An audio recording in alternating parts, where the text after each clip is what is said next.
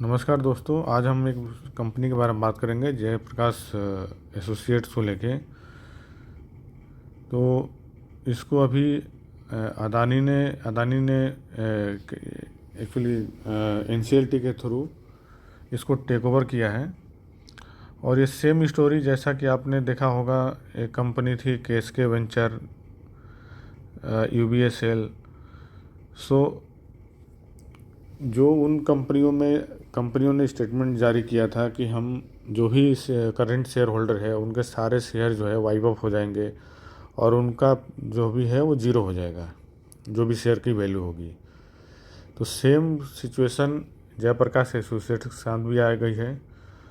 और आप देखो इस कंपनी का तो 594 करोड़ का मार्केट कैप था इस कंपनी का। बुक वैल्यू माइनस में था, आरओसी जो है -2, फेस वैल्यू 2 के पे ट्रेड कर रही थी।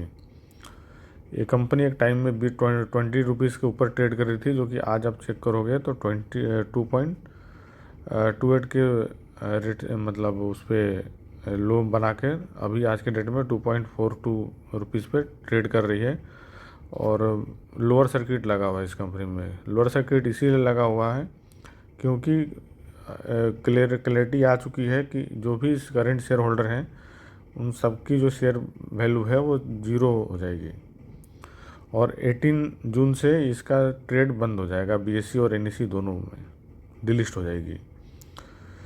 सो आप चेक करो इसको, कंपनी को सेम कंडीशन है, सेम सिचुएशन है कंपनी। हालांकि जो पीयर्स कंपटीटर है इसके वो आप चेक करो, लार्सन है, आरबीएनएल है, एनबीसी है, एमबीसीसी है, कल्पतरू है। तो सिचुएशन क्या है? सिचुएशन सेम है, मतलब कि रिटेलर जो हैं हमारे, वो आज के डेट में या पहले कभी भी, या हिस्ट्री उठा के आप देख लो कि कोई भी रिटेलर के पक्ष में कभी भी कोई जजमेंट नहीं आता है। जो जजमेंट आता है उसके अंदर ओनली हमारे जो बैंक्स वगैरह होते हैं, प्रायोरिटी उन्हीं को होती है कि उनका पैसा सेव किया जाए।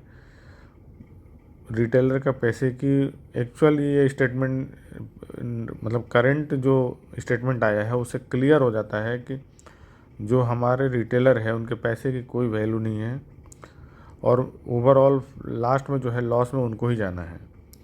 कंपनी का रेवेन्यू आप चेक करोगे तो रेवेन्यू पहले अच्छा था, लास्ट बाद में आप चेक करो तो गिरते गया। अभी 726 करोड़ के रेवेन्यू में कंपनी रेवेन्यू कर रही थी।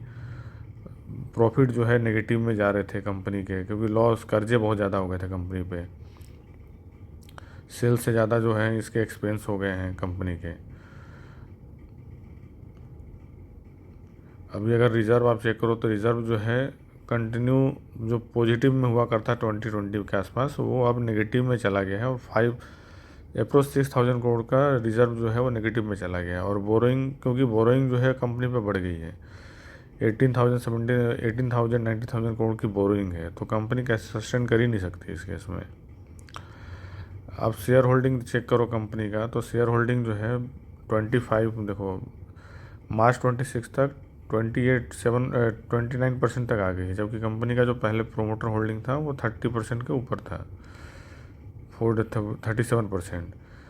डीआईज ने हालांकि इसमें स्टेक अपना बढ़ाया था बीच में, बट वो रुके हैं। वो ऐसा नहीं कि उन्होंने एंट्री लेके एग्जिट नहीं किया है। और इसमें सबसे बड़ा जो बैंक आता है वो है आईसीआईसी बैंक। अगर डीआईज में आप चेक करो तो आईसीआईसी बैंक जो है अभी भी इसमें है। सो ये जो पैसा अभी जो भी होगा वो आईसीआईसी को मिल जाएगा। माइट भी हो सकता है कि ये जो शेयर आईसीआईसी के पास है, माइट भी हो सकता है कि लोन क्लियर ना करने के कारण कंपनी ने अपनी होल्डिंग जो है, अपना जो होल्डिंग है वो ट्रांसफ़र किया होगा आईसीआईसी बैंक को। अगर आप इसका चेक करोगे न्यूज़ में, तो न्यूज़ में क्लियर दे दिया है कि 18 जून से ये कंपनी डिलिस्ट हो जाएगी।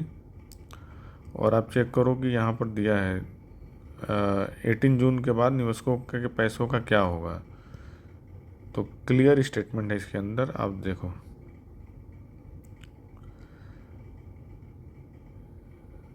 18 जून के बाद, एंड जेपीएसयू से पिछले कई सालों से कर्जे में थी। कंपनी पर करीब 57,000 करोड़ से अधिक का कर्ज था। ओके, और 14,535 करोड़ में कंपनी को अदानी ग्रुप ने टेक ओवर कर लिया है। एंड अगर आप चेक करोगे तो रिटेलर का जो सबसे अहम सवाल यह है कि निवेशकों के शेयर और उनके पैसों का क्या होगा। तो जो रीवैल्यूएशन प्लान के अनुसार शेयरधारकों की हिस्सेदारी पूरी तरह समाप्त कर दी जाएगी। इसका मतलब है कि निवेशकों के डीमैट अकाउंट में दिख रहे शेयर का मूल्य शून्य होने की आशंका है। यह आशंका नहीं, एक्चुअल उन्होंने स्टेटमेंट दे दिया है कि जीरो हो जाएंगे और चांसेज है कि जीरो ही होंगे इसमें। अगर कैलकुलेट किया जाए, देखा जाए, हिस्ट्री ऐसा है कि बहुत कम ही ऐसा हुआ है कि कोई कंपनी रिलिस्ट हुई है एनसीएलटी में जाने के बाद और रिटेलरों को पैसा मिला है। ज़्यादातर कंपनियां डिलिस्ट हो जाती हैं, 5-5, 10-10 साल तक ऐसे ही रहता है और उसके बाद वो वाइप ऑफ हो जाते हैं रिटेलर के पैसे हमारे। Thank you.